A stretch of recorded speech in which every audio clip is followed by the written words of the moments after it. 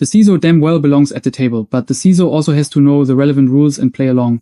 Yes, the change, it's quite clear that in the past it was more of a technical role, that it was perceived as very technical, very IT security focused.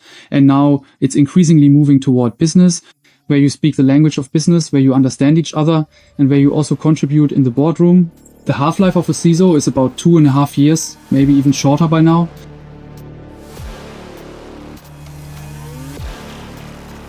Welcome to Cybersecurity Shall Be C-Level Priority, the podcast that puts the digital world to the test.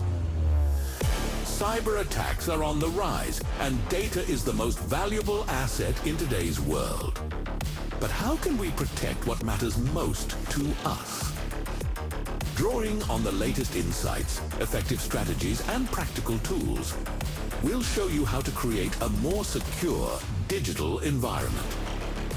Because one thing is clear: security isn't negotiable. It's a top priority.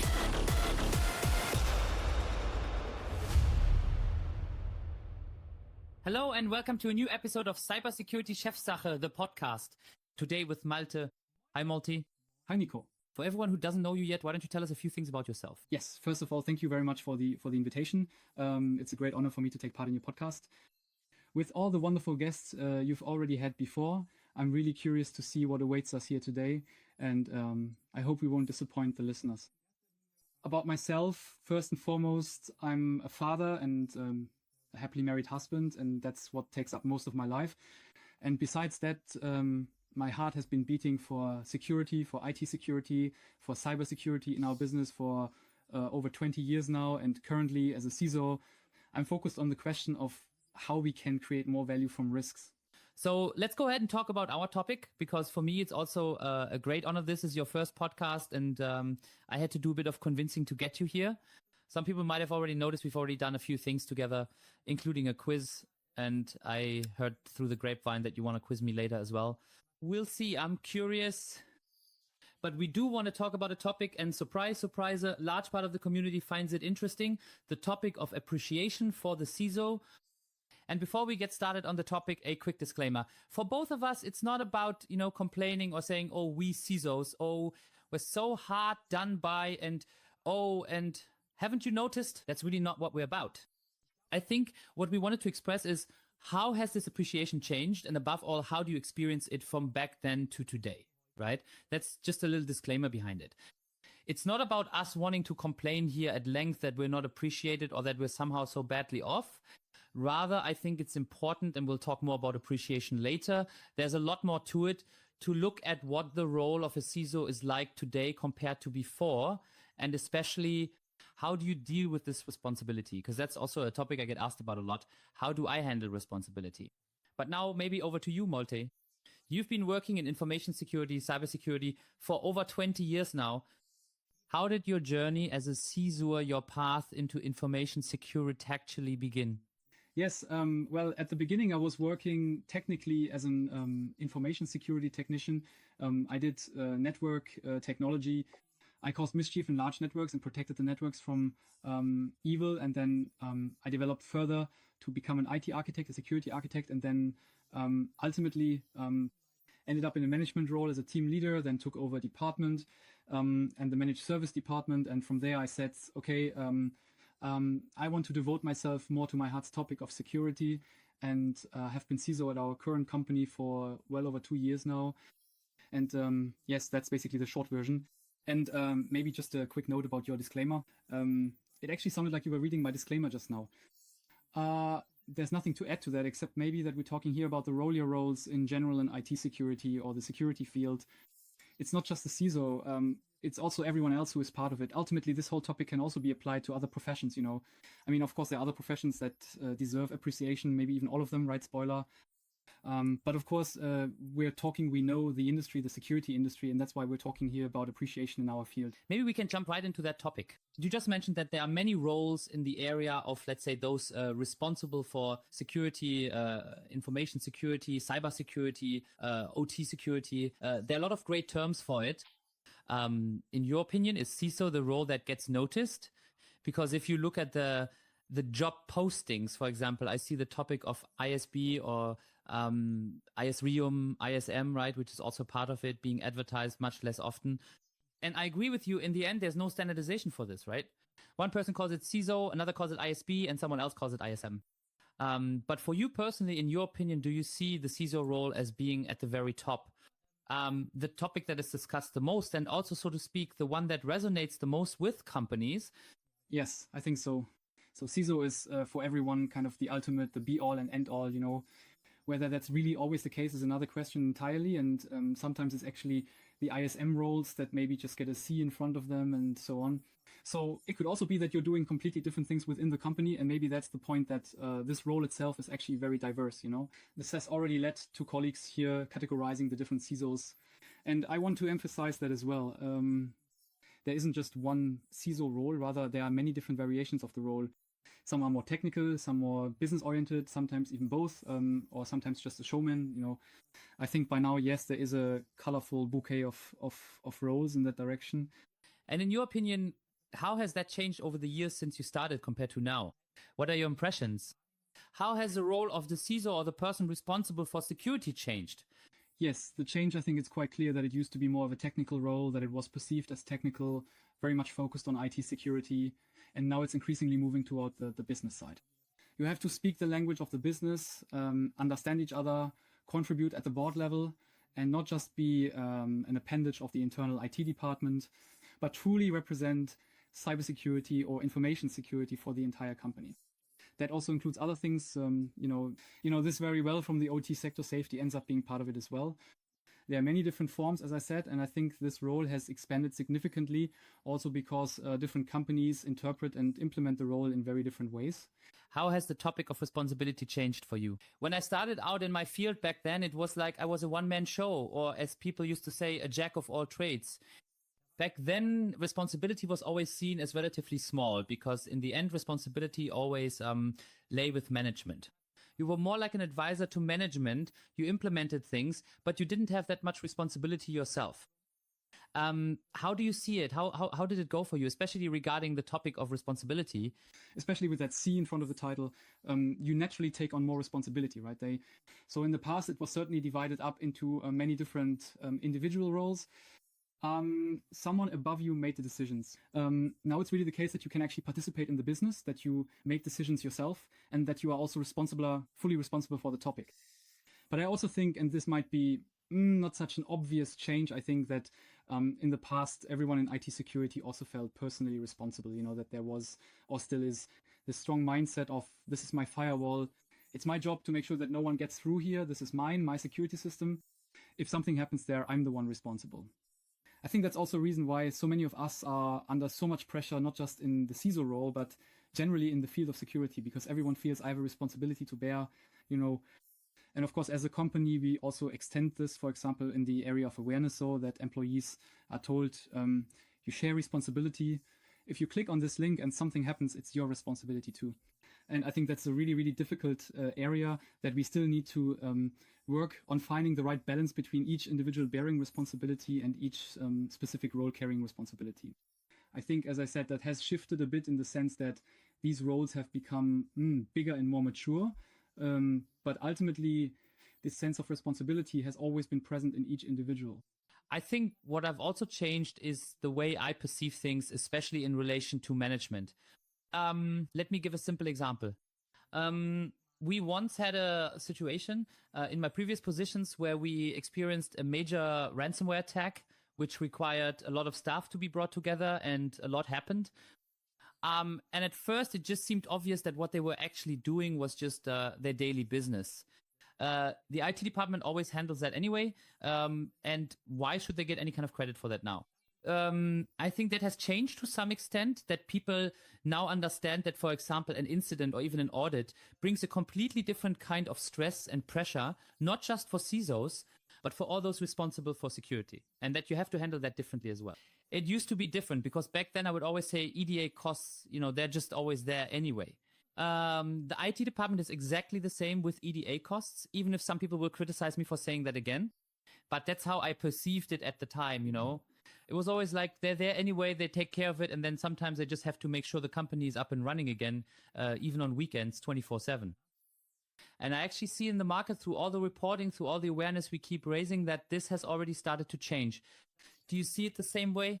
Yes, definitely. And I would also say so myself, though someone will probably stone me for it right now. But it's also true that the topic of security in IT is simply an add-on. It costs money.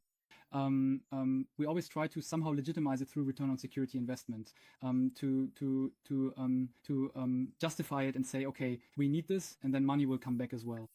Yeah, let's be honest, security costs money, IT costs money. These are costs that are not just EDA, but simply a cost block that you can't or shouldn't underestimate. The other thing is, of course, we've had a new reality for years. We're being attacked. It's not just present in the media for everyone. Everyone in the IT field knows that at some point it's going to happen to me too. And I think that's also the case, that this pressure, which is slowly at the latest now weighing on all of us, because we know at some point it will happen. And then there's the added pressure of knowing that maybe I'm not really prepared for it. That only gets better when you really look at the measures, when you know you've practiced, you have the documents ready, and so on and so forth. Or as you said, I made it through the audit. That's already like the first stage, right? Then at least we're compliant, so we can be a bit more at ease. And if we actually practice the whole thing, then of course it's even more reassuring. And I think that's really something that also helps employees to sleep more peacefully. Maybe another important topic, since we're already talking about this subject. For me, appreciation also means recognizing that the role of the security officer, CISO, ISB, ISA, and whatever other titles their areum also comes with a mental challenge. How do you see it? Yes, definitely. So that's the pressure you feel from the outside, the threat that is really real. And then inside the company, there's the pressure to be as cost efficient as possible.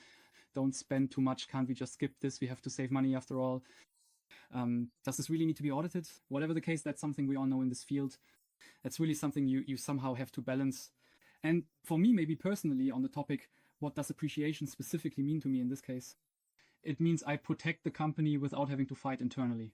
That's the message I would maybe boil it down to. That means, I know my company supports me in my role. I know I get the budget. I know I get the things I need to protect the company. And for me, that already counts as appreciation. I don't need a pat on the back, and I don't need a hello every day either.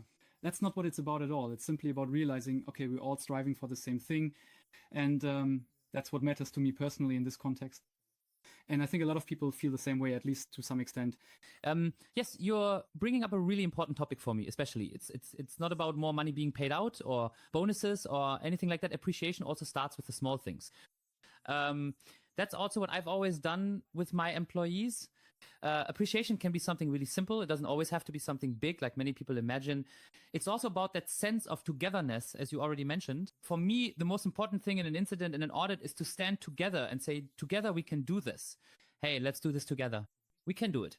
And something you shouldn't forget, especially when it comes to mental health, I found it really interesting when I did the podcast with Jana, because she brought up a really important topic. We are all in some way private individuals as well. And when we go into an incident 24/7 and our families suffer, and I don't see my kids or whatever it may be, that adds another layer to our mental state. And sometimes this heavy workload does the same thing. And I think that's something we need to remind ourselves of. And also here, I don't want to say that it's bad in any way. I love these roles, and I think it's great that we have them. And I believe that everyone who holds this role does it with real passion, with a dedication that can't be measured in money. It's truly an important topic, I think. And there are other areas that would deserve it much, much more than we do. But what I also always notice is that when you talk about it, many people aren't even aware of everything that still needs to be done behind the scenes. I see that myself too in my own roles. People always say you go home, but then you end up sitting there working on safety concepts, doing this, doing that, doing the other thing, because there's still so much to do, especially when it comes to audits. I mean, I'm sure everyone can relate to this. The topic of audits is always a challenge where you have to figure out what else you need to do, what actions you need to take. Not because I want to sugarcoat the audit, but you just want to gather your things together. You want to think about what you still need to do, what you don't need to do yet, so that at the end of the day, you have a good audit. Exactly, that's right. And maybe I'm one of the few people who actually enjoy audits. I really do think it's very important that audits exist, because for me, it shows first that the department or the company has done good work. And second, where there are still gaps, So it's really important to see, okay, what are things we can still do from an outside perspective? What are things we might have forgotten? That's a really important interaction because you always tend to overlook certain points due to operational blindness, which might then be noticed in audits or inspections in general. Let's talk about another topic. I often get asked about this, like, hey, Nico, there's a CISO who stays for 2 years and then leaves again. Or there's a CISO who stays for a year and then leaves again. Do you think that this also has something to do with appreciation? Why we often see, well, I don't want to say it's extremely common, but in general, we see that CISO roles or ISB roles, or in general, the roles of those responsible for security are frequently refilled within a very short period of time. Yes, definitely. Well, I remember very clearly I once talked to a certain Nico about exactly this topic. Yes, so the half-life of a CISO is about 2.5 years, maybe even shorter by now. And we found that many people you talk to, and let's use CISOs again as an example in information security room, many of them put a lot of passion into their work, are very dedicated and do exactly that. They think about it on weekends, after working hours, and also clean things up after an incident and so on. And it's exactly those people who, after a very short time in conversation, say, yeah, but I would also like to be somewhere else, you know. And I think that's exactly the point appreciation, that they don't experience this appreciation in those situations, you know, that they don't feel taken seriously, or they can't make progress, can't get their issues implemented. Of course, there are also personal reasons why someone just can't move forward, but most of the people I've met are really very committed and would like to do more. And I think that's often where two worlds collide.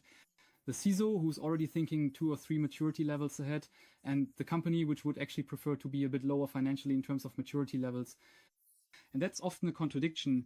Sometimes it's the other way around, you know, where the CISO can't keep up with what the company would like to achieve. I think that's really where it all happens. You have to clearly explain where we are, where we want to go, and what we want to achieve together collectively. And maybe that's kind of my hope. Maybe you reach the point where you can say, okay, this works, or it just doesn't. And then it should be a bit easier to part ways if necessary, and maybe also to take new paths. Another topic, which is also something I've personally encountered several times in my own circle of acquaintances, is the issue of burnout. How do you see this issue? There are also studies, after all, that clearly show that CISOs suffer from burnout more often than, for example, other IT professionals or even management roles. Do you also see a danger in this passion? I mean, I see it in myself as well. I do a podcast on the side. I make public appearances. You jokingly ask, Nico, when do you still have time for your family, or when do you actually work? I do it out of heart and passion. And to be honest, I probably wouldn't even notice if something were to happen, because I'm so absorbed in this passion. It's like others playing soccer or flying drones, whatever it may be. That's just my passion, my hobby. And I catch myself, you know, after an incident or after an audit doing this extra thing and that extra thing and something else as well. And then sometimes you end up turning night into day again. And there really is a certain risk simply because of this passion of overworking yourself.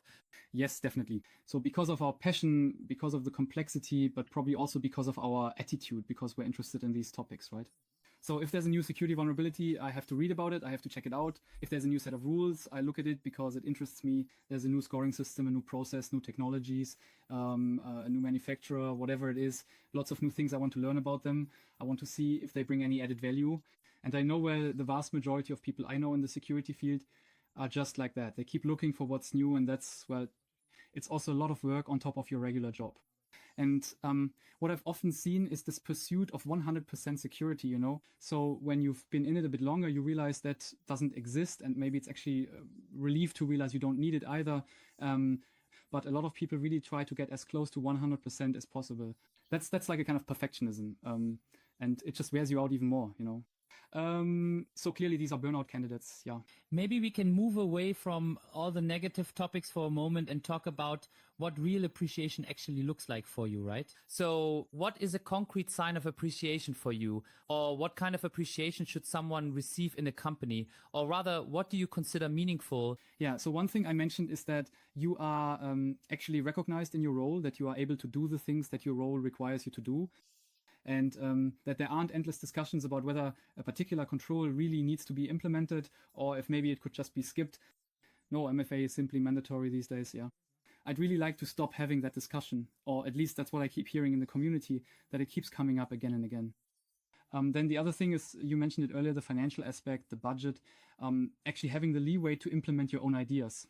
That's what I consider appreciation. And I'm not talking about the CISO salary, which is always a popular topic of discussion. I'm not referring to that at all here. Rather, it's really about the resources I receive within the company to make things possible, and not forgetting the employees, you know. So it's also about having the necessary team, and not just the usual one-man or two-man show, but actually having a recognized team where you can try things out, where you can test what the company needs, you know. That for me, or that is what appreciation means to me.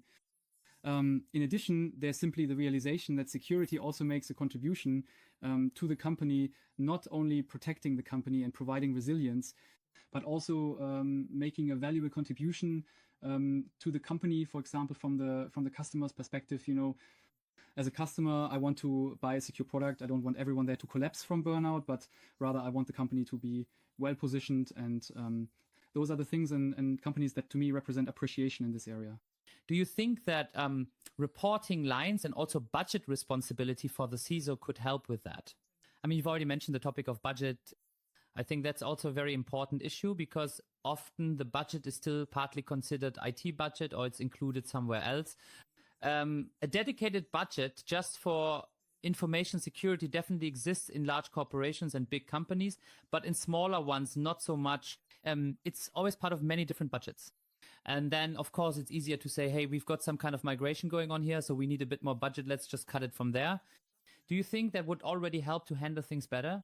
Yes, that would certainly make a lot of things easier, knowing that you are able to act and you're not just a supplicant for these matters, but that you really do have options in the background to actually get things done. For me, that includes not just the budget, but also risk management, active risk management, so that we can really take action and say, okay, we're addressing these issues. That we don't just keep adding risks to the risk list from the security department and then realize, oh, there are even more risks now, but that we actually get a chance to work on these risks, to mitigate them, you know. That's part of it for me. Communication is an important topic there. And especially when we talk about communication, how do you communicate in order to pass on this appreciation yourself?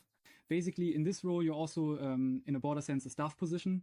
That means, especially in a position where you have to communicate across the entire company, you know. I have to reach everyone in the company in some way. Otherwise, I can't bring the topic of security to the whole organization. There are different ways to do this. For example, in our case, we set it up so that we founded a security community. That means people who are already interested in the topic, who exchange ideas, and who then carry those ideas further. So finding these multipliers, that's in my view very important, but it's also crucial to be present yourself, to set an example yourself, even if it just means being the so-called spoilsport who doesn't participate in tailgating. Yes, so leading by example is for me something that's absolutely essential. That might not necessarily be verbal communication, but rather it's also about presence and non-verbal communication. If we look back at the topic of responsibility, especially when it comes to communication, there have already been the first cases where CISOs in America have been held personally liable. Do you think it makes sense to take a similar approach as with data protection and say, hey, the person who drives information security in the company or advises on it as a staff position should also be held jointly liable? Yes, I do think that someone who operates at the board level should definitely also be personally liable at that level, no matter what role they have there. But on the other hand, when it comes to appreciation, it would be a matter of saying, dear CISO, you are the one responsible here. But in the background, we've already taken out insurance for you so that if worst comes to worst, nothing will happen to you. That's also about knowing that someone is taking care of the problems I might face and isn't just leaving me on my own. So for me, that's, again, a matter of appreciation, the responsibility, but also the safety net that's being provided. Yeah, I think that's again the issue you already mentioned, Aitin. The one hand, I would personally be willing to take on liability if I also had the opportunity to actually implement things that way. So I think that's the kind of dilemma that probably a lot of CISOs or ISBs or other roles face as well. Many people say, hey, this is my baby. I put my passion and heart into it, but for various reasons, whether it's budget, internal issues, or whatever, I just can't move it forward. And then I can also understand when they say, no, I can't be held liable for that because it's not my decision, or rather I would do things differently. And I think the problem here is that the role of the CISO is not set up, or the role of the person responsible for security is not positioned, like that of a data protection officer. So that's also the discussion I often have, and which I'm currently having again. Should I handle data protection, yes or no? And I'll put it this way. Data protection for me involves a lot of legal issues, things you really have to pay attention to, whereas information security, well, I'll try to put this nicely without getting criticized again, but it's kind of like a sandbox, you know, everyone's playing around in there and everyone's doing their own thing somehow. Of course, there are also certificates and, let's say, things that are standardized and work well, but it doesn't carry the same weight as CISO, or an ISB doesn't have the same significance as a data protection officer. And I think that's a topic that's really about appreciation, you know. Whether that's good or bad, everyone has to decide for themselves. But that's exactly where I see this gap. In the same way, I also see the gap that we have fire drills. Everyone has to do fire drills, but we don't do any cyber drills, even though, according to various insurers, cyber is the highest risk worldwide that a company can face. And again, is this a matter of appreciation, or is it simply not being recognized? Yes, absolutely. And you're right about the drills.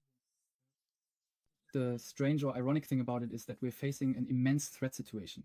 And we never get tired of pointing that out, right? We know ITAR least. Hopefully everyone in the bubble knows it by now. And the irony of the whole thing is that even though cybersecurity and cyber threats are listed among the top 3 risks in almost every report about threats or risks facing companies, it's still an area where budgets are quickly cut. People say, okay, I can still save some money here. I can cut back on people here. I can cut the budget here. I can save on technology or whatever else. Of course, that's also an issue related to the company's culture. And I think right now there's a very big imbalance in that area. Do you also feel that the topics of trust, speed, and willingness to take risks are issues that come up every day for a CISO or anyone responsible for security? Yes, definitely. That's something we deal with in our daily business. We have to reconsider every day how far we want to go, how strictly we interpret things, whether I aim for 100% or 80%. For me, it's also the art of the CISO to balance that business and security. Ideally, as we always say, they should go hand in hand, but we also know that they can be opposing forces. And I think, as we discussed earlier about communication, you have to engage in dialogue. So we need to talk to each other. And when we're at board level, we can speak as equals. And then together with the CTO, CIO, COO, CEO, or whoever, we can collectively improve things. And then we can also agree on the levels, right? So what can we accomplish this year? What will we unfortunately only be able to achieve next year? What can we accomplish in 10 years? But it's the only way we can move forward. And I think that's exactly it. If we walk this path together, then that's also appreciation, and then it's real progress. And I would bet that if this were implemented in every company, we wouldn't have this rate where everyone changes jobs after 2.5 years anymore, but the CISOs would also stay longer. Then you can actually see what you've harvested or sown, right? So then we see the fruits. And I think it's really important that we see this progress, that we slow earlier. You talked about standards, that we have standards where we can see, okay, we're at this level now and we're moving up to the next level. Completely independent of how big or small the company is. There are a lot of different approaches to this. But we really need to make sure that we slowly start to agree on a few things. And yes, I still find it interesting to see that there are so many frameworks, including many maturity frameworks. We all think they're great, but somehow we never actually use them, right? That's kind of a thing in IT, just how it is. What I find really fascinating from my personal perspective now as Chief Security Officer, back when I was the person responsible back then, it was called ISB, later also CISO. In my previous jobs, it was always like, as you already said, we finally get to sit at the big table. Back then, I sent my boss this great picture, and it showed something like all the managers were sitting around the main table, and next to it, there was a little kids table with cybersecurity. And then there was a speech bubble saying, I want also play on the big table, And then a few years later, there was another picture where the shy security officer was suddenly sitting at this big round table with all these huge important people, and he was this tiny little figure, all hunched over saying, I like to say something now too. Right? That's how it used to be perceived, or how it often actually was. You had the role, but the question was, how much say did you really have? And now I have to say, and this is regardless of the company, I see this elsewhere too. The role is completely different now. As a CISO or as someone responsible for security, you suddenly get involved in completely different areas. For example, I was recently in a meeting where at first I thought, why am I even supposed to be here? This doesn't concern me, or this isn't anything important. I actually caught myself thinking, hey, from an information security perspective, this isn't relevant to me at all, So I actually said that myself, and then some people on the management board said, no, this is definitely relevant and this and that. And you're part of the management board, so you should be involved in this discussion as well. And I think that's the greatest form of appreciation a CISO or security officer, whatever the title maybe, can receive, when others truly see them as an integral part of the board of management, wherever that person sits. And what I've seen time and again, and also hear repeatedly from others, is that there really isn't this abrupt separation, like, oh, that's sales, I'm not interested, or that's HR, that doesn't concern me. Information security is important throughout the entire company. It's interesting everywhere, and it's always important to talk about it everywhere as well. And that's why I think it's especially good that many companies are now taking this step and saying, okay, they need to have a seat at the table, right? To what extent and where exactly they're involved, that's another question, but at least they're allowed to participate in the discussion. They have a voice at the table and they're being heard. I can only underline that. The CISO absolutely, without a doubt, belongs at the executive decision-making table, but the CISO also has to know all the relevant rules, policies, and guidelines and play by them at all times, at every opportunity. And that's exactly the point you just made. It's not just the fancy security topics that I deal with primarily, but also employee-related issues. These are location issues, these are strategy issues. And I really believe that the benefit lies exactly in these steps by getting involved there, by bringing the topic of security into the conversation early on. As I said, in my opinion, you have to do it and you should do it. That helps the company to think about security. And then the result is a company that isn't just purely numbers driven or purely innovation driven, but one that also has a security mindset. And this security mindset is indispensable nowadays. We have to make sure of that. And for that, we also need to be a bit self-critical and make sure that we speak the language of others. You know, we somehow need to learn to communicate better with finance as well. That means we need to learn the finance terms, you know. On the other hand, we expect everyone to understand security with our hundreds of thousands of abbreviations, technical terms, and things that change every day anyway, and that everyone describes differently. We expect that from others, but we have to do it ourselves as well. We have to proactively approach our colleagues on the board ourselves. We have to say, hey, where are you at? How do we come together? What can we accomplish together here? And then communication happens, and then success follows, you know. Shared success is exactly what brings us together. Let me repeat it again. That's what keeps the CISO in the company, yes. In my opinion, that's the key to the whole thing. And I think you also touched on an important point. This idea of the CISO as the spoil spot, I see that quite often too, that people view it that way because some actually let themselves be pushed into that role. They just say no, you know. And I think that's also an issue where we ourselves need to learn. It's not always just about saying no. As you already mentioned, you have to understand the finance perspective. You have to see the business side. You have to consider the operations side and so on and so forth. And simply saying no, as people used to do in the past, just because ISO XYZ requires it, is no longer appropriate today. So perhaps it's also important for a CISO or security officer, whatever the title may be, to recognize that sometimes they've ended up in the role of the spoil spot, not just because others see them that way, but because they've slipped into it themselves by simply saying no without taking the time to exchange ideas with others and explain, look, a risk-based approach might look like this, or the standard requires things to be done in such and such a way. But let's talk about it. What would a compromise look like, or what path could we take, right? I mean, when it comes to MFA, I'm with you on that. There's really nothing to discuss.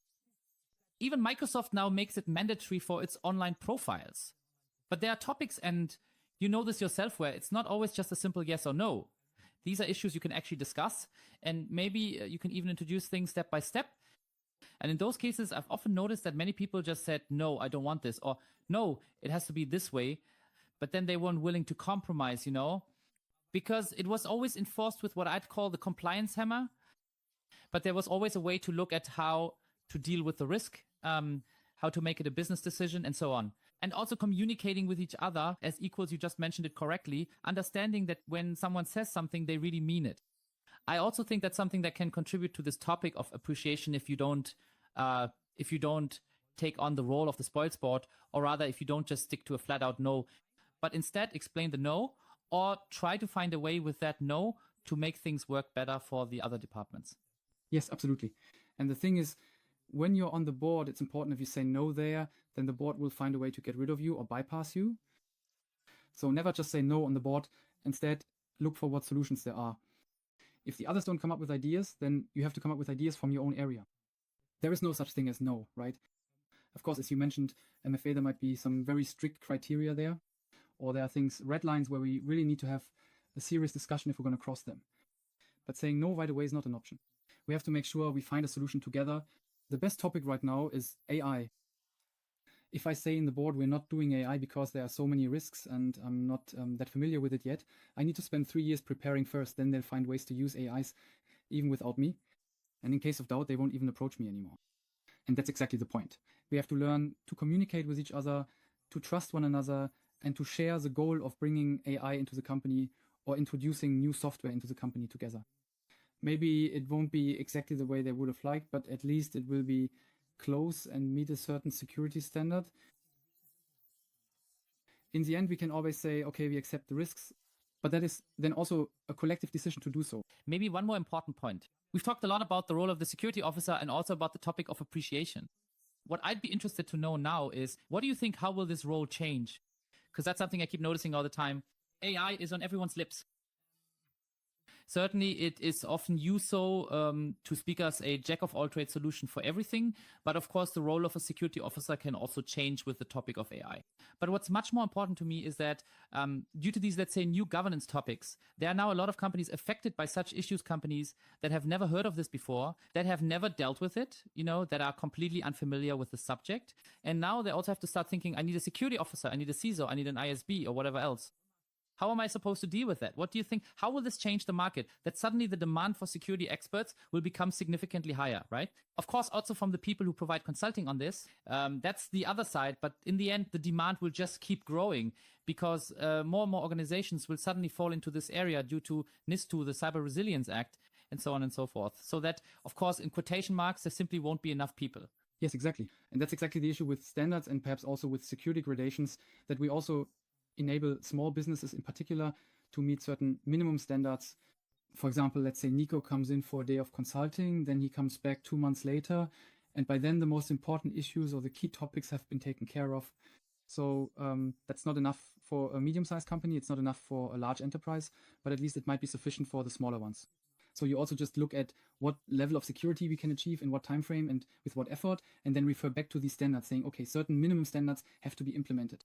If you use AI, then there are certain things you have to do to make sure nothing happens to you, and so that you are also legally on the safe side. I think there's still a lot of work to be done there, but I also believe that things are moving in the direction where we will tackle exactly this task together as a community. But what I also keep seeing and what is often underestimated is that a CISO, or more generally, the person responsible for security, is actually an early warning system, So in quotation marks, you could put it in these abstract terms, right? In a car, we have an airbag, right? It deploys after something has already happened, but a CISO should really be more like the assistance system that prevents the accident from happening in the first place. And this awareness of risk versus operational and business priorities, I think that's also a topic that contributes to appreciation. How do I perceive the whole thing and how do I perceive the role itself? Exactly. I think that's something we all experience, or at least something we all hope for in terms of appreciation, that we are consulted, that we are asked about specialized topics, and that we are consulted when new issues arise. Does this have a security impact? Does this have any consequences we need to consider? When we are consulted in these situations, that's again a matter of appreciation that we are brought on board, not just by the board, but ideally by everyone in the company, Absolutely. So thank you very much, Malte, for this exciting exchange. I think we've gotten to know a few facets from your everyday life as a CISO, which is important. And I think I can speak for many people here when I say that everyone approaches this with tremendous passion, that we're all really enthusiastic about this topic. And if we could just improve the issues we've just discussed and bring in more appreciation as well. And as I said, it's not about the financial aspect. We've already talked a lot about appreciation. Then I agree with you. I believe that the role of the CISOs can be maintained longer within a company and that people can also be retained for a longer time. And on the other hand, a message to all the CISOs, or also ISB, IS, ISS, and everyone else out there: take care of yourselves, don't overwork, and remember that you also have a family. And I say this as someone who basically does cybersecurity 24/7. But even I have my place of calmy wife and now my little baby, who always bring me back down to earth and remind me that there is more to life than just cybersecurity, which, to be honest, is something I find very difficult. That's how it is. Family is the most important thing, and in the end, it's just a job. You have to keep reminding yourself that there really are other things outside of work. Yes, that's very important. Now, you've prepared something for the end. I'm curious. Yes, Nico. So don't worry at all. I'm definitely not going to sing, but I did hear that you really enjoy answering quiz questions. So I've come up with a few interesting questions that I'd like to ask you quickly now, if that's all right with you, just for fun. Yes, but first we also need to clarify what happens if I win or lose, right? And maybe, just for those who didn't catch it, he and I took part in a quiz at Janina's booth. Malte won the first round and thus won a case of beer. I won the second round, which got a bit loud. So I'd like to take this opportunity to apologize to the organizer for that. But we both agreed that at the next event where we meet, we'll just share the case of beer with the community. So anyone who wants to join in is welcome to have a drink with us. To be honest, the questions are really easy now. So I think it's almost impossible for you to get them wrong. But if you answer 3 questions correctly, I'll raise the stakes and add something nice to the case of beer, maybe some snacks or something. Very nice. Then go ahead and fire away. Okay, Nico, listen up. First question, and you get A, B, or C as answer options. What does the Purdue model mean in OT security? A, encryption standard. B, network segmentation. C, malware analysis. Purdue, I have to think for a second. I think that was a problem. So it's spelled P-U-E, right? P-U-R-D-U-E, Purdue. The answers again, please. Aha, encryption standard. B, network segmentation. C, malware analysis. I want to use a phone a friend. Okay, pay attention. Today I'll be your phone a friend. Do you remember the security zones, also called levels? Yeah, of course. Zones and limits. It was a bit tricky with the network segmentation, but in the end, that's what is meant by network segmentation. Okay. The levels in OT terminology. Good. The second one will be even easier. What does an indicator of compromise, or IOC for short, describe? A, vulnerability scanner. B, traces of an attack. C, backup strategy. Yeah, that's ultimately indicator of compromise and clues for detecting security incidents. Simply put. So the traces of an attack. Great, very good. Now you're warmed up? Yes, definitely. All right, listen up. What is meant by a supply chain or a supply chain attack in IT security? A, physical manipulation. B, software compromise. C, data encryption. A supply chain attack is about the supply chain. Yes, or also the modules that are included in software. Oh, the supply chain, right. So B, yes. I would say almost correct. You were on the right track. So it'll be a small bag of chips. Yeah, we can do that. I definitely enjoyed it. Pretty cool. I'd say that's it for this episode of Cybersecurity Chefsache, and we'll hear and see each other next time.